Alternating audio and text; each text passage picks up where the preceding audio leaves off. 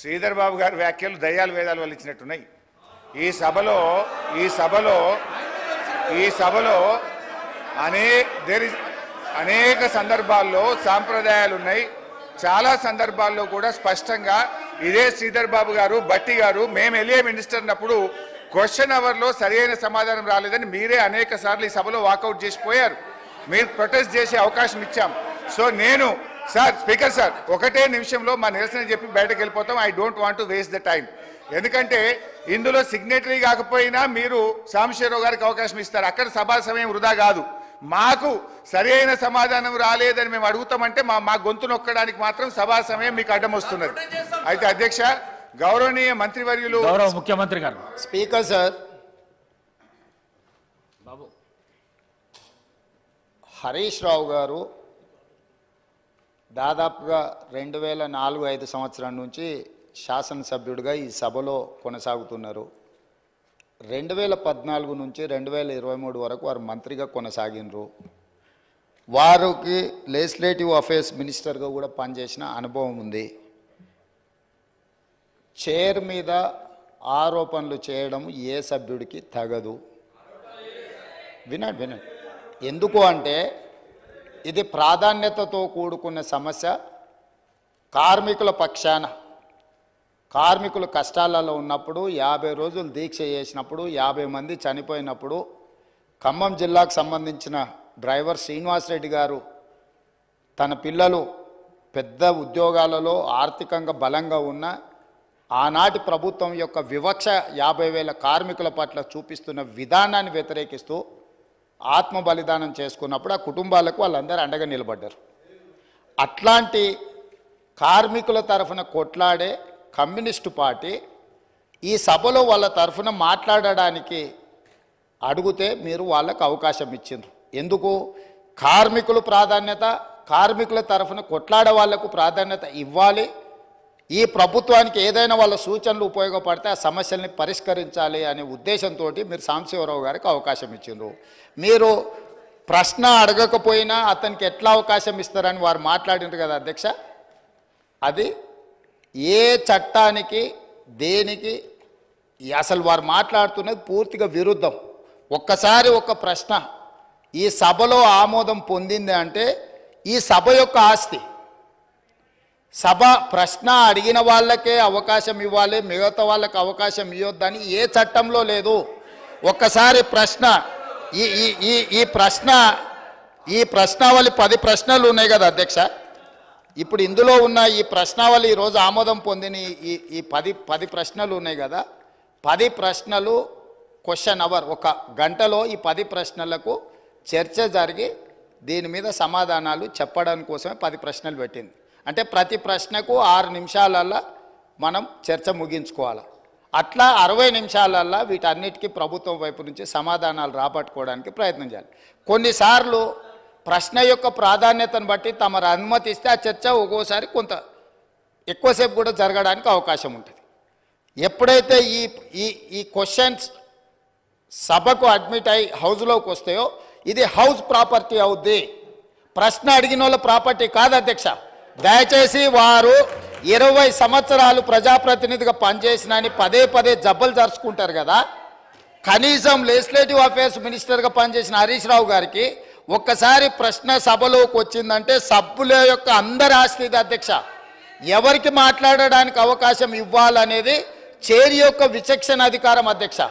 తమరు సాంబశివరావు గారికి అవకాశం ఇవ్వడాన్ని సభ్యుడు తప్పు పట్టడాన్ని 100% తప్పు.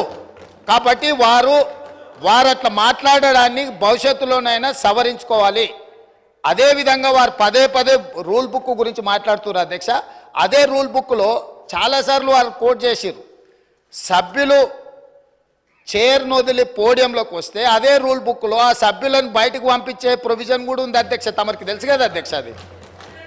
కానీ మీరు అది ఉపయోగించలే. ఎందుకంటే ఈ సమస్య యొక్క ప్రాధాన్యత మీకు తెలుసు కాబట్టి వారు ఎంతసేపు అడిగినా దానికి ప్రభుత్వం వైపు నుంచి స్పష్టమైన సమాధానం ఇచ్చిండ్రు. ఆ సమాధానంతో వాళ్ళు సంతృప్తి చెందకపోవచ్చు. ఎందుకంటే 10 సంవత్సరాలు వాళ్ళు చేసిన తప్పులు ఈ ప్రభుత్వం కూడా చేయాలని వాళ్ళ కోరిక ఉండొచ్చు. కానీ ఈ ప్రభుత్వము ఒక నిర్దిష్టమైన ప్రణాళికతోని కార్మికులను ఆదుకోవాలని, ఆ సంస్థను బ్రతికించాలని, ఈరోజు ఆ సంస్థను ఆర్థికంగా బలోపేతం చేయాలి అని ఈరోజు అహర్నిశలు కృషి చేస్తుంటే వారు పదే పదే వారి గతంలో ఆ కార్మిక శాఖకు గౌరవాధ్యక్షుడిగా ఉన్నారు.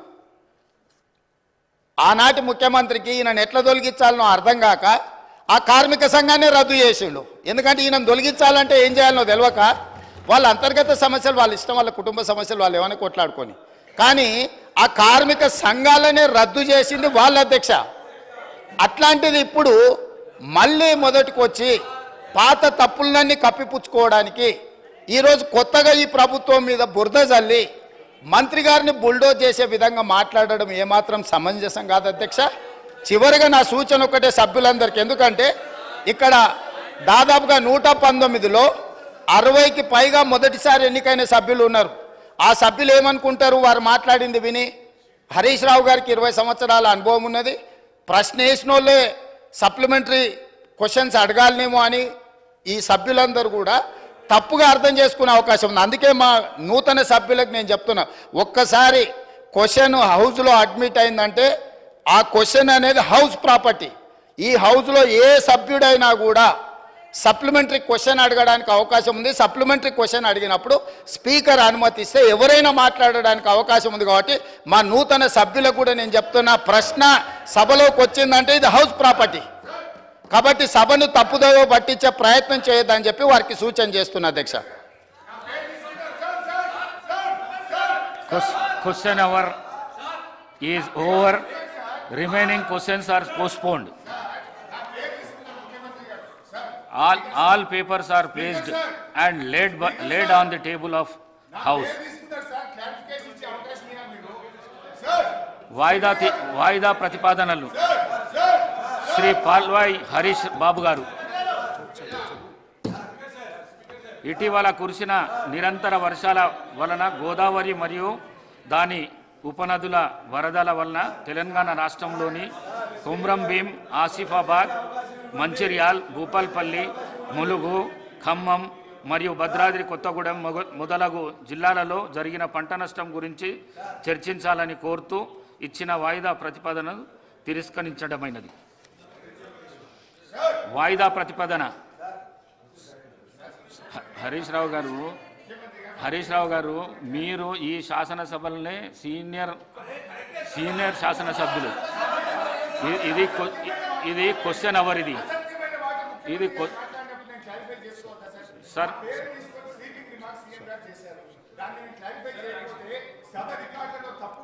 మీరు కూర్చోండి ప్లీజ్ ఇస్తా అవకాశం ఇస్తా, కూర్చోండి ప్లీజ్. మిమ్మల్ని చూసి కొత్త సభ్యులంతా నేర్చుకుంటారు హరీష్ రావు గారు. ప్లీజ్ నేను ఇస్తా, కూర్చోండి.